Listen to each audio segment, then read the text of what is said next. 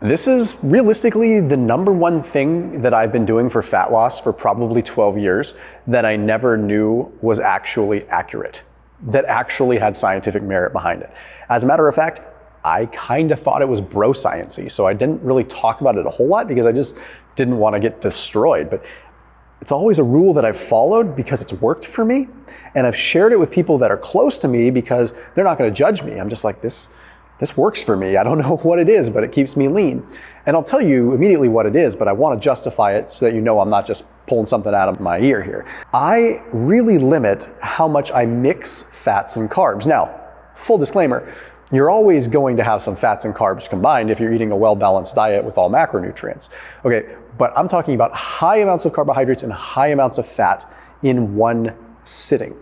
They seem to impede each other.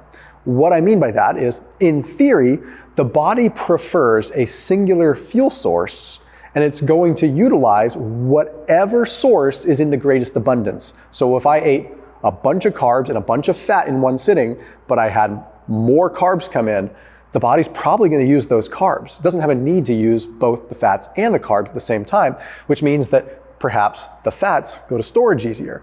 Now, that's theory, but we have to look at some science on what is called the Randle cycle. So in essence, if glucose is elevated, carbohydrates are elevated in the bloodstream, the body's preferentially going to use those, and that would mean that fatty acid oxidation or utilization is going to go down.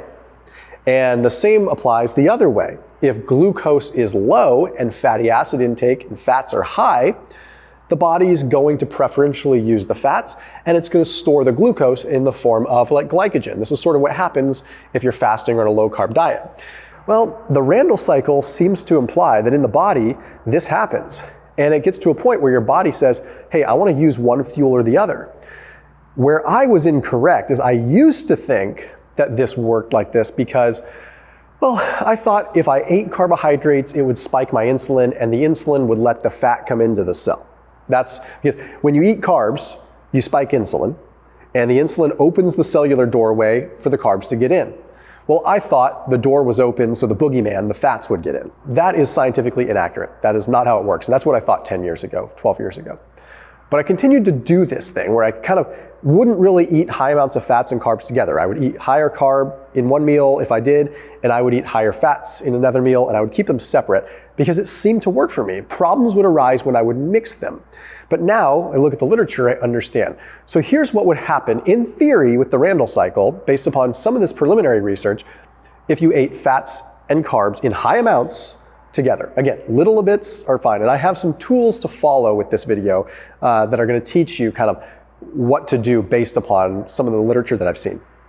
You eat a bunch of carbs, a bunch of fat at once. The carbs are going to spike your glucose. That's going to increase your insulin levels. The insulin is going to allow the carbs to get into the cell for fuel, and whatever carbs are left over are likely going to go into glycogen storage. This insulin spike impedes the lipolysis, so it impedes fat oxidation from happening, and it impedes fat mobilization. So what happens is the fats just kind of stay elevated and potentially go into storage because they really have nowhere else to go. Now, we have some data to back this up, right? But let me explain the other side of the equation. Let's say that you ate a bunch of fats and didn't have that many carbs. Okay, well, in that case, the body is going to oxidize those fats, and it might not really utilize the carbs. So the carbs may go into storage as glycogen storage. There's a lot of holes in this, and I'm just kind of abbreviating it to make it simple. But the simple point is when carbohydrates and fats are together, the fats really kind of go on the back burner if the carbs are high. There's a study published in the American Physiological Society that used what is called a hyperglycemic or a hyperinsulinemic clamp. So what they did is they made it so that human subjects had a high glucose and high insulin and had it remain high. And then they measured how much glucose they were burning compared to how much fat they were burning. Glucose oxidation was at 72% increase. So clearly when they gave them high glucose and high insulin, their glucose oxidation, the glucose they used as fuel, was high. Fatty acid oxidation went down 85%, which makes logical sense. Why would the body try to use both fuels at once, right? So it does seem as though they inhibit each other. So when you have high glucose, the fats don't seem to get oxidized. One of the ways that I do get around this personally is I monitor my glucose.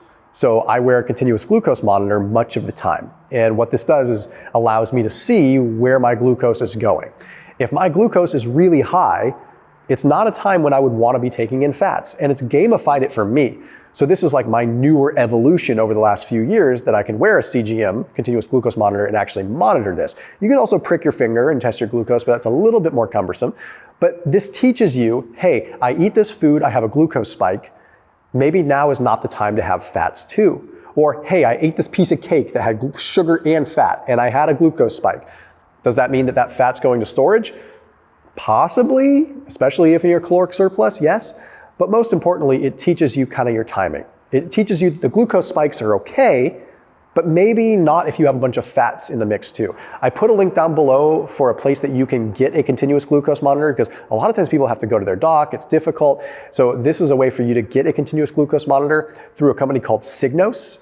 So they utilize a really cool app and algorithmic technology that not only allows you to look at your glucose in real time, but it also makes it so that you can see what is happening, and then it coaches you saying, hey, your glucose is spiking, maybe you should go for a walk. Or it kind of teaches you like certain foods that you react to. So you can kind of note, oh, I eat this and this happens. Very, very interesting stuff, and it teaches you a lot about yourself, and the technology helps you find your particular personal range.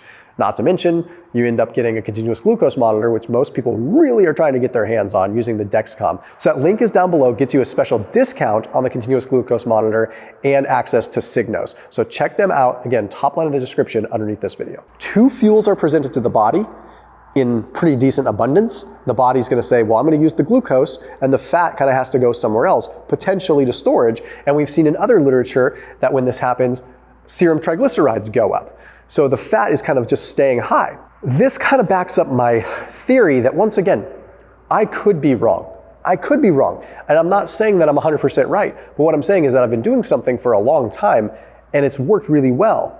And maybe this is the reason why, because the Randle cycle isn't just complete nonsense. There is a lot of theory to it that makes sense. Here's what I recommend you do. If you're going to mix fats and carbs together, consider having the carbohydrates being very low glycemic, because it is that glucose spike and how much fuel we get into the system fast that makes a difference. Secondly, front load your meals with protein. If you front load your meals with protein, then you put yourself in a great spot to reduce the glycemic spike, the insulin spike, and the glucose spike that comes with the carbohydrates that you have afterwards. This is gonna lessen the impact because you're not gonna have a huge spike of glucose. It's gonna be a little more gradual. Also, adding fiber in makes a big difference. Very simple glucose management tools, but also the order of your foods like that you take in.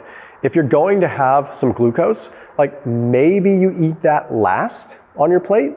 Maybe it makes it so that you have a chance to kind of assimilate some of these other nutrients. But the general rule of thumb here is if you're trying to avoid like combining the high fat and high carb together, try to have a couple of hours between having a high carb meal and a high fat meal.